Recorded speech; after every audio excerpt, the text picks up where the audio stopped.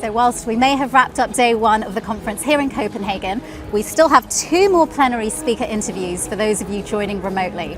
We'll now be talking to Chris Deery from Cargill and then Lisa Smith from Deloitte. Welcome to the studio, Chris. Thank you very much. It's fantastic to be here. Yeah, thank you. I mean, I really loved your session. Thank you for that. We've had so many questions. Oh, wow. Yeah, so I'm going to kick off. What was one of the biggest concerns you had when moving from siloed finance departments to an integrated one finance model? Yeah, I think probably the biggest one would be, would the finance function come together as one? It's one thing to say you need to become an integrated finance function, but when you've operated in a siloed way for so many years, then how you actually make that shift becomes really important. So I talked earlier on about some of the things we did up front with the leadership, which we felt was crucial for them to then step out into the rest of finance and show the types of behaviours. If they're showing it, then I think the rest of the organisation are most likely to mirror it. So that was probably the biggest thing for us. And while talking about being one finance, yeah.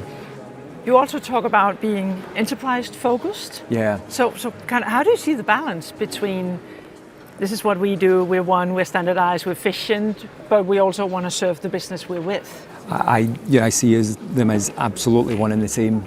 If we operated as one, integrated finance function and we set ourselves up on behalf of the business and we are driven by what the business needs, then I think that's much easier to achieve than you can if you're operating as in a siloed way. So this was definitely an enabler of becoming much more business focused. Okay. You talked about these 21 important questions, and you mentioned that only 5 of them were finance. Oh no, 5 of them are finance operations. Finance operations. So there were 21 finance questions, 5 of them related to finance operations, which was the shared services part of finance. Okay.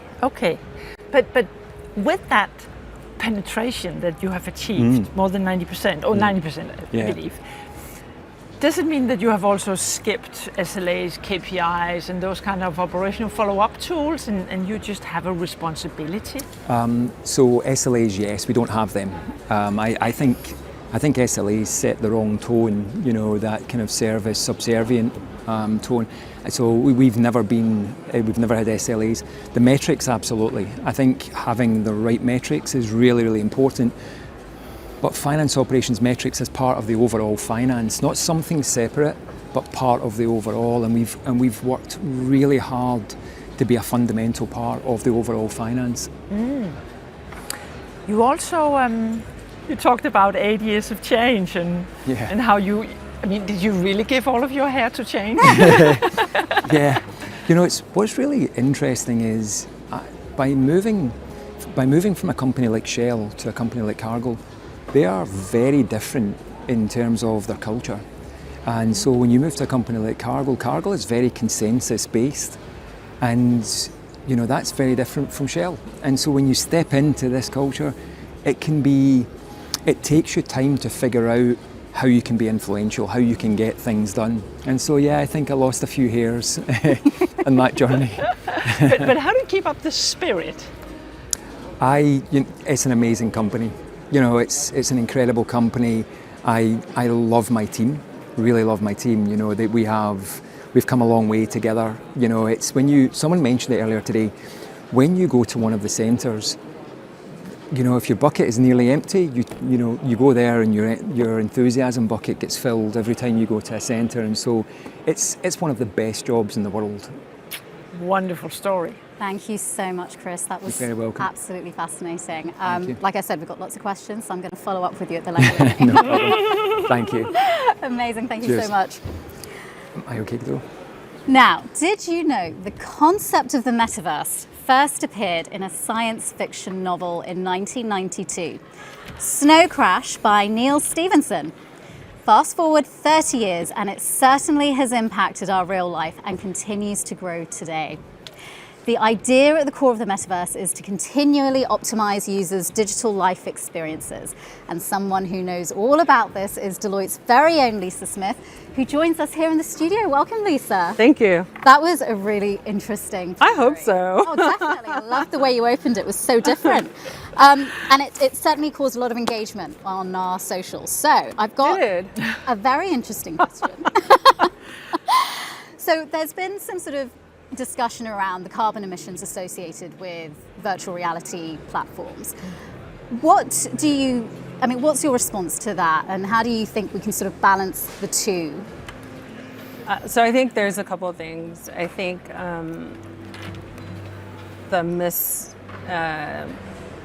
probably information around how most of these platforms are built is the first place to really probably start, because if you think about how we just use a website every day, or we're using mobiles, this technology leverages the same. And I think when most people are talking about this, they're talking about more experiments around virtual reality where it is still nascent. And I do think that the balance of being able to do something I talked about today, which is not flying people across the world or not building massive infrastructures or pulling on natural resources, because you are able to do that. I actually don't think it's net. I think it is still very net. I think it's still positive around that. And I just based on the research that we're doing, it doesn't sort of compete with anything that's additive to some of that. And actually, we believe the benefits still outweigh more than any of sort of the questions still around carbon emissions. So I feel like we're there. I feel like we'll continue to learn. I think it is up to us to continue to talk about, the statistics, very specific emissions statistics, but also more of the story about, the thousands and thousands and thousands that's being saved because people are not flying people around the world, and they're able to provide those same experiences with people staying in the comfort of their own homes, which is really the outcome of that. Yeah. You also talk about how 60% of the world is online, I believe. What does that do to the part of the population that's not online the more we progress with these technologies? This is really great. So if you go out to our stand, you'll see I have a quote that says, it's really important that these technologies don't perpetuate the digital divide that exists today. Yeah. But it's very similar to the carbon story. The devices or the technology are actually being created in a way where it doesn't require like the latest and greatest iPhone or the latest and greatest MacBook, where you have people creating hubs where people can go and participate in those experiences because of this technology, where people weren't thinking about creating hubs for people just to be able to access a laptop, right? And that's what we saw. So I think a couple of things for us as Deloitte, it's important for us to take sort of our global reach and even our capital to be able to say, like some of us did in COVID, there were a lot of kids in our communities that couldn't do their homework when they had to stay home. And we stepped up and we were able to provide laptops, right, to do that. This is different because this is now more about experiential. It's not sort of vital to living. So being able to say, how might we sponsor these hubs where people can go and engage in these experiences where maybe you're not, issuing out thousands and thousands of mobile devices, but if you can create these sort of community hubs where people can still participate, I think that is going in the right direction around that. So we hope that it actually starts to close the divide, because it's finally a technology that people are interested in and engaging and building community around in a way that some of the other kind of traditional technologies have not done. That's interesting. So kind of democratizing, decentralizing, making it available. Exactly. Yes, that's right. Because we always think about access by being at the individual. Yeah. Exactly. But you can also create these hubs where communities can go flock there. You can give people access to it. People can go learn about the tech. People can do jobs using, virtual reality. You can drive more pipelines, especially around diversity numbers into those businesses in a way that sort of the 2D internet has not been able to do before. So just, I mean, the upside is definitely so positive as it relates to that. But you do mention that these technologies and some of the scenarios are not essential for living. Yeah. But I can't help thinking, like, I assume we need to stay on top of it. Yeah. And some of it could become kind of our smartphone moment, meaning at some point in time, you will no longer be able to catch up with daily tasks unless you control and master some of these technologies. Yeah. Do you see that? And how do we stay in touch with this?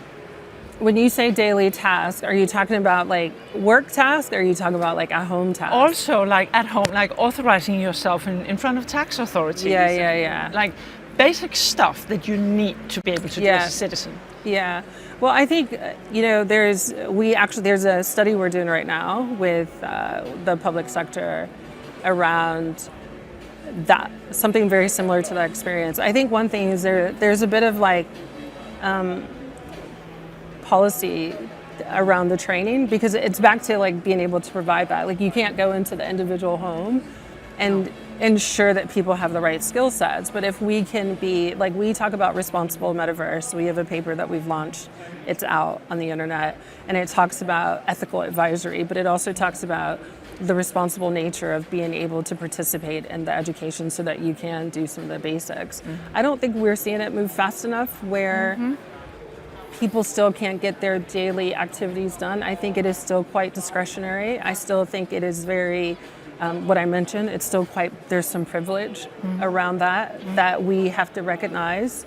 But I do not believe some of these fundamental like societal or citizen-centric activities have become completely dependent on it in a way where fundamentally people can't do that right. Yeah, exactly. And I think it'll continue to be balanced, particularly in the UK where we have our Prime Minister coming out with this massive like big technology strategy.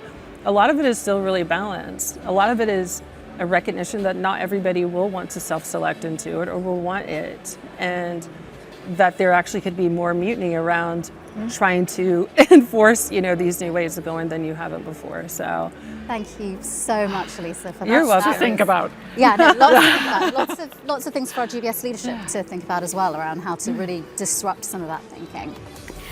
So that was really insightful, something really unique to the main stage. And finally, thank you to each and every one of you who has joined us today via our live stream.